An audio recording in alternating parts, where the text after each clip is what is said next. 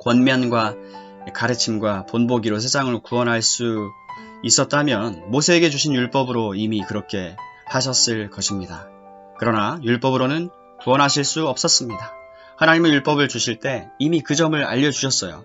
율법이 육신으로 말미암아 연약하여 할 수 없는 그것을 로마서 8장 3절 여기 답이 나와 있습니다. 그렇다면 어떻게 해야 할까요? 가르침만으로 안 된다면 주님은 어떻게 우리에게 소망을 주신다는 겁니까?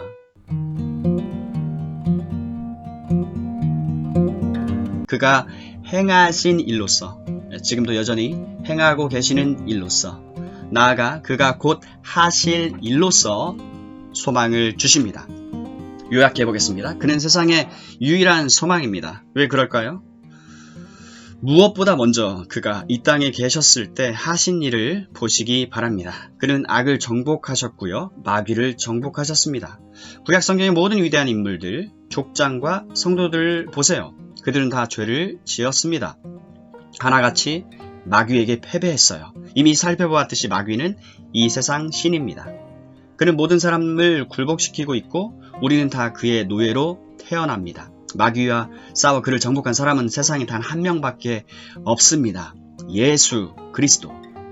하나님의 아들 나사렛 예수밖에 없는 것입니다. 우리와 한결같이 시험을 받은 자로 돼 죄는 없으시니라. 히브리서 4장 15. 마귀는 그를 굴복시킬 수 없었습니다. 주님은 그를 이기셨고 물리치셨습니다. 그가 시험 받으신 이야기를 읽어보세요. 그때 이미 우리의 큰 원수는 정복되었습니다. 이 땅에 계실 때 하신 일이 또 있습니다. 사도행전 8장에 나오듯이 사마리아에는 귀신 들린 불쌍한 자들이 있었어요. 귀신은 사람을 사로잡을 수 있습니다. 당사자가 모르게 인격을 조종할 수 있습니다. 주님이 이 세상에 계셨을 때에도 귀신 들린 자들이 많았어요. 그러나 그는 귀신들을 쫓아내실 수 있었습니다. 그는 귀신들의 주인이었습니다. 귀신들은 그가 오신 것을 알고 벌벌 떨었습니다. 그들은 그가 누구신지 알고 있었어요. 그래서 나사렛 예수여 우리가 당신과 무슨 상관이 있나이까? 우리를 멸하러 왔나이까? 하고 소리친 것입니다. 사람들은 그를 알아보지 못했지만 귀신들은 알아보았어요. 그가 자신들의 주인이심을 알아보았어요. 그는 귀신들에게 절대적인 권위를 행사하셨습니다. 귀신들을 쫓아내셨습니다. 질병을 치료하셨습니다. 육체에 계신 동안 그런 일을 하셨습니다. 이처럼 그는 귀신과 그의 모든 수족과 졸개와 세력들을 정복하셨을 뿐 아니라 마귀의 마지막 무기도 정복하셨습니다. 이것이 이 추모 주일의 메시지입니다. 마귀의 마지막 무기가 무엇입니까? 죽음입니다. 죽음과 무덤입니다. 그는 십자가 죽음으로 그것을 정복하셨습니다. 마귀는 사람들을 시켜 예수 그리스도에게 사형 선고를 내리고 나무에 못 박고 나서 아주 기뻐했습니다. 큰 원수를 끝장내버렸다고 생각했습니다. 그가 십자가에 달려 죽어가고 있다고 말했습니다. 자신들이 해치웠다고 말했습니다. 끝장냈다고 말했습니다. 그도 자신들은 당해낼 수 없었다고 말했습니다. 이처럼 예수 그리스도가 그 십자가에 달려 죽어갈 때 지옥은 승리에 취해 있었습니다. 그러나 이것은 일생일대의 큰 실수였습니다. 십자가에서 일어난 일에 대해 바울이 뭐라고 말하는지 들어보세요. 우리를 거스르고 우리를 대적하는 의문에 쓴 증서를 도말하시고 제하여 버리사 십자가에 못 박으시고 정사와 권세를 벗겨버려 밝히 드러내시고 십자가로 승리하셨느니라. 골로새서 2장 14, 15절. 그들은 끝이라고 생각했지만 아니었습니다. 그는 죽었습니다. 사람들은 그의 시신을 내려 무덤에 장사 지냈습니다. 그러나 그것은 이야기의 끝이 아니었습니다. 사망의 줄을 끊고 부활하여 무덤을 이기셨도다. 죽음은 그를 붙잡고 있을 수 없었습니다. 그는 하나님의 아들이십니다. 모든 능력을 가지신 분입니다. 죽음이든 무덤이든 지옥이든 그에게는 아무것도 아닙니다. 그는 그 모든 것을 파하셨습니다. 부활은 마귀와 그 모든 세력의 최종적인 패배에 대한 선언이자 선포입니다. 맨 나중 원수는 이렇게 정복되었습니다. 인본주의자는 죽음에 대해 어떤 말도 해줄 수 없습니다. 그 자신도 죽을 것이며 그 후에 어떻게 될지 모르기 때문입니다. 그는 죽으면 끝이라고 생각합니다. 그러나 끝이 아니에요. 아무도 죽음을 꿰뚫어 보지 못합니다. 그런데 여기 유일하게 죽음을 꿰뚫어 보실 뿐만 아니라 죽음을 통과하여 나오신 분이 있습니다. 사망아, 너의 이기는 것이 어디 있느냐? 사망아, 너의 쏘는 것이 어디 있느냐? 사망에 쏘는 것은 죄요, 죄의 권능은 율법이라. 우리 주 예수 그리스도로 말미암아 우리에게 이김을 주시는 하나님께 감사하노니. 사랑하는 여러분, 그리스도는 바로 이런 일을 하셨습니다. 이것은 확고한 사실입니다. 그는 지금 어디 계실까요? 영원한 영광 가운데 하나님 우편에 앉아 계십니다. 세상의 소망이 무엇입니까? 바로 이것이 세상의 유일한 소망입니다. 정치인들과 철학자들은 모두 더듬거리고 허우적거리며 당황하고 있고 우리에게 아무 말도 해주지 못할 뿐 아니라 어떤 소망도 주지 못하고 있습니다. 세상의 유일한 소망이 무엇인지 알고 싶습니까? 바로 이것입니다. 우리는 성경에서 예수님이 부활하신 후에 하늘과 땅의 모든 권세를 내게 주셨으니 라고 말씀하신 것을 알게 됩니다. 이것은 사실입니다. 그는 땅 위에서 할 일을 마치신 후 승천하여 높은 곳에 계신 엄위의 위엄의 우편에 앉으셨습니다. 이것이 그가 계신 자리입니다.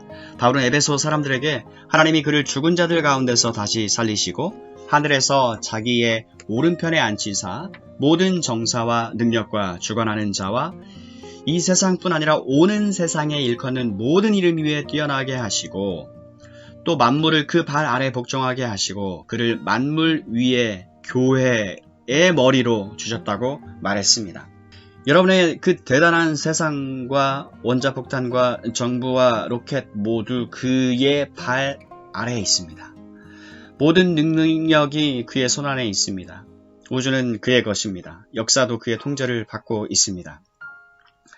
그가 지금 하고 계시는 일이 무엇입니까? 자기 원수들로 자기 발등상이 되게 하실 때까지 기다리시는 것입니다. 히브리서 10장 13. 그는 행동하고 계십니다. 아시다시피 이 예배와 같은 모임을 통해 행동하고 계십니다. 사람들에게 세상에서 나오라고, 죄와 사단의 지배에서 나오라고 부르고 계십니다. 그의 나라로 들어오라고 따로 불러내고 계셔요. 또 그는 장차 올 일을 준비하고 계십니다. 거의 2000년 동안 그 일을 준비해 오셨습니다. 복음이 전파되는 이유, 제가 복음을 전파하도록, 즉 이런 일들을 여러분에게 경고하고 그에 대해 알려주며 어떻게 이 세상의 폭정과 그 궁극적인 절망, 무익함에서 지금 당장 구원받을 수 있는지 알려주도록 복음을 전파하도록 부름받은 이유가 여기 있습니다. 그가 우리를 구원하시는 목적이 무엇입니까? 그는 지금 그 목적을 이루고 계십니다. 그러나 장차 이루실 일도 있습니다. 그는 다시 오실 것입니다. 이것은 복스러운 소망입니다. 디도서 2장 13절. 이 소망이 없다면 제게도 소망이 없을 것입니다. 그러나 이 소망이 있습니다. 그의 손안에 모든 권위가 있습니다. 세계는 그의 것입니다. 때로 그는 어떤 일들이 일어나도록 허용하기도 하시는데 그 이유는 저도 모릅니다. 어쩌면 우리의 죄를 설복하시고 그가 방치하실 때 우리 삶이 어떻게 되는지 보여주시는 한 방편일지도 모르겠습니다. 우리 스스로 얼마나 어리석은 짓을 하고 있는지 깨닫고 돌아서게 하기 위해 사랑으로 지옥을 경험하도록 허락하시는 것일지도 모르겠습니다. 저는 모르겠습니다. 그럴 수도 있다고 생각할 뿐입니다. 혹 네가 하나님의 인자하심이 너를 인도하여 회개케 하심을 알지 못하여. 로마서 2장 4절. 그러나 제가 아는 것이 있습니다. 그것은 그가 다시 세상에 오셔서 모든 원수들을 심판하시고 모든 악을 멸하신다는 것입니다. 그는 마귀와 그 모든 세계력을 멸하실 것입니다. 이미 그들을 이기셨지만 그날에 최종적으로 그들을 멸하시고 사단에게 속한 모든 것을 멸하실 것입니다.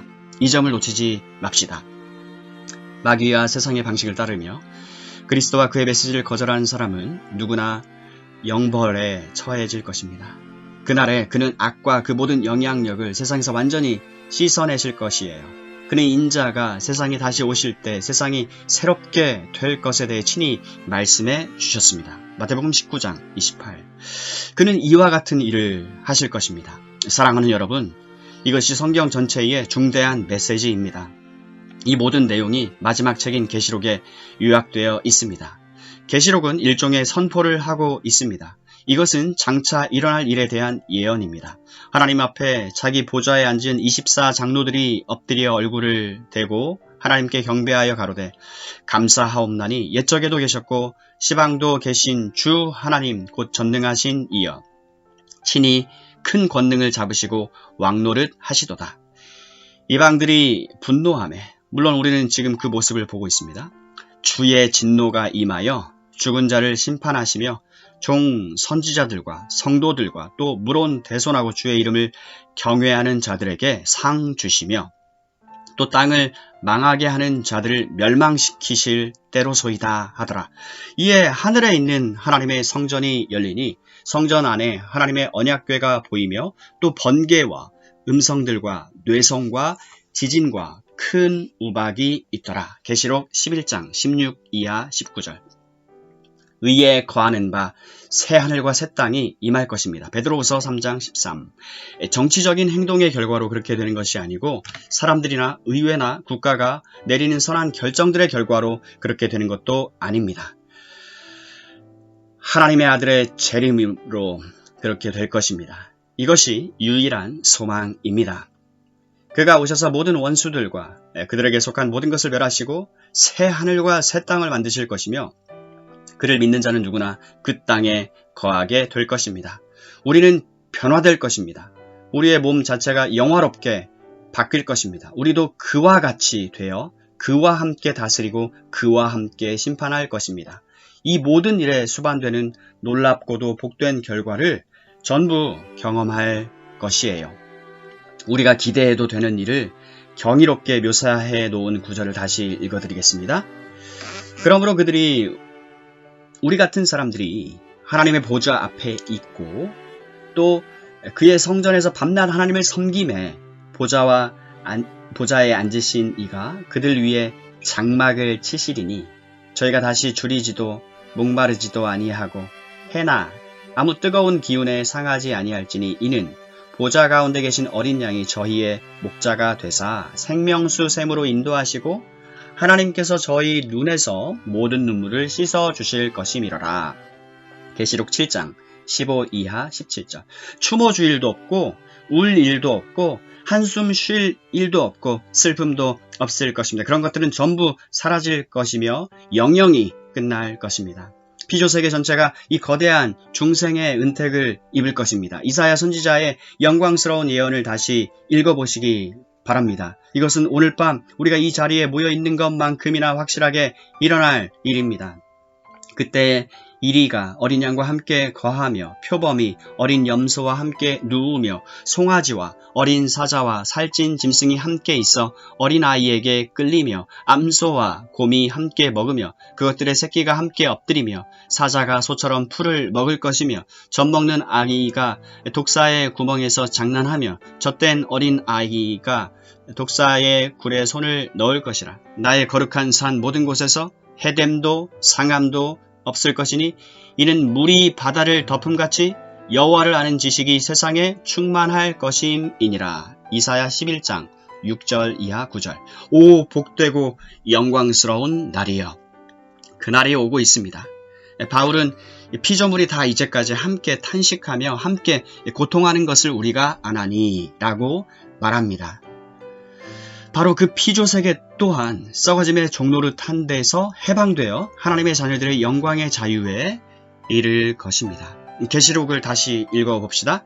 보라 하나님의 장막이 사람들과 함께 있음에 하나님이 저희와 함께 거하시리니 저희는 하나님의 백성이 되고 하나님은 친히 저희와 함께 계셔서 모든 눈물을 그 눈에서 씻기심에 다시 사망이 없고 애통하는 것이나 곡하는 것이나 아픈 것이 다시 있지 아니하리니 이 처음 것들이 다 지나갔음이러라. 계시록 21장 3, 4절. 처음 것들은 영원히 사라지고 마귀는 패하여 영벌에 처해질 것이며 그를 믿는 자들뿐 아니라 세상 전체 우주 전체가 회복되고 완전해지고 새로워지고 영광스러워질 것입니다. 그리고 우리는 복되고 영광스러운 하나님과 함께 영원히 거하게 될 것입니다. 여러분, 이것이야말로 유일한 소망이며 확실한 소망입니다. 어떻게 이것을 확실하다는 것을 알아요? 어떻게 이것이 일종의 동화나 기이한 공상이 아님을 알까요? 제가 이것을 아는 근거는 다음과 같습니다. 이것은 여러분 자신과 여러분의 세상뿐 아니라 하나님과 그의 목적과 계획에 대해 꾸미지 않은 적나라한 진실을 말해주는 현실적인 메시지입니다. 이미 일어난 일들을 보면 미래의 일들도 확실히 일어날 것을 알 수 있습니다. 성취된 예언인 이 책 성경을 보세요. 하나님은 태초에 이미 구원자를 보내주겠다고 말씀하셨습니다. 수백 년이 흐르면서 사람들은 주의 강림하신다는 약속이 어디 있느뇨? 라고 물었습니다.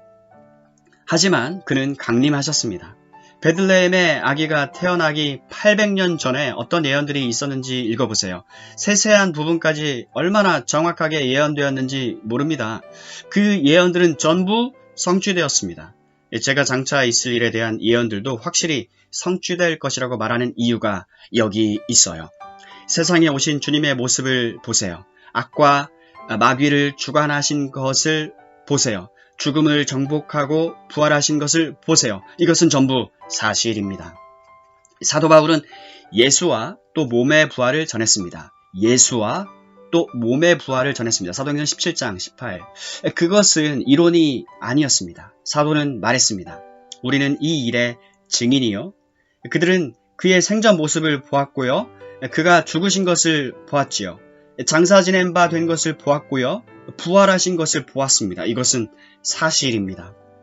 그 후 계속된 교회의 역사와 이야기들도 이 소망의 확실함을 알 수 있는 근거입니다.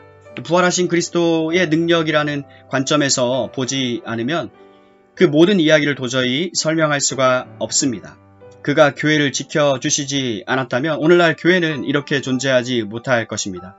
여러분과 저 같은 사람들이 벌써 수백 년 전에 결단내 버렸을 것입니다. 그러나 그는 교회를 계속 지키고 계십니다. 부흥을 보내서요, 자기 백성들을 새롭게 하시고 계십니다. 왜 그렇게 하실까요? 그는 불변하시는 분이기 때문입니다. 예수 그리스도는 어제나 오늘이나 영원토록 동일하시니라. 히브리서 13장 8절. 이것은 확실한 사실입니다. 그러므로 저는 몇 가지 질문을 던지고 싶습니다. 이 모든 것이 여러분에게 의미하는 바는 무엇입니까? 이 모든 것에 여러분은 어떻게 반응하고 계십니까? 여러분은 이것을 믿고 있습니까? 하지만 당신은 다른 사람들만큼이나 비관적이군요. 나는 오늘 밤 나를 바로잡아주고 세상 모든 것을 바로잡아줄 메시지를 들을 줄 알았는데 라고 말하고 싶은 유혹을 느끼십니까? 과연 그렇습니까? 그렇다면 여러분은 복음을 오해하고 있는 것입니다. 그런 메시지는 없습니다. 그런 메시지는 없어요. 다른 사람들도 그런 메시지는 가지고 있지 않습니다. 저도 가지고 있지 않습니다. 여러분은 죄와 수치의 세상, 슬픔의 세상, 욕심과 정욕의 세상, 악의 세상에 살고 있습니다. 그분이 다시 오실 때까지 세상은 이런 상태에 머물 것입니다.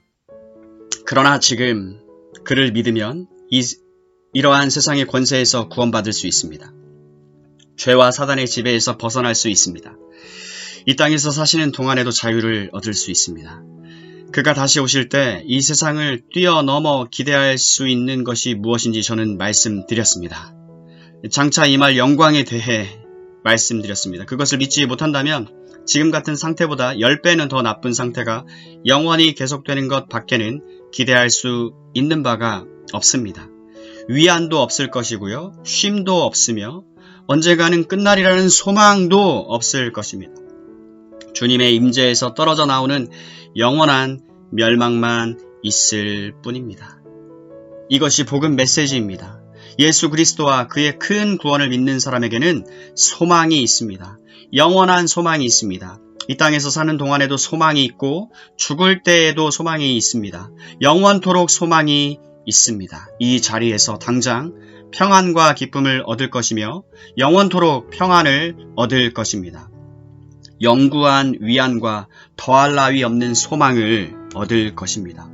이 소망은 믿는 모든 자에게 구주와 주가 되시는 하나님의 아들 예수 그리스도를 통해 얻는 유일한 소망입니다. 여러분은 그를 믿습니까? 여러분 각 사람의 유일한 소망, 우주의 유일한 소망은 세상의 구주 되신 이 하나님의 아들 예수 그리스도께 있습니다.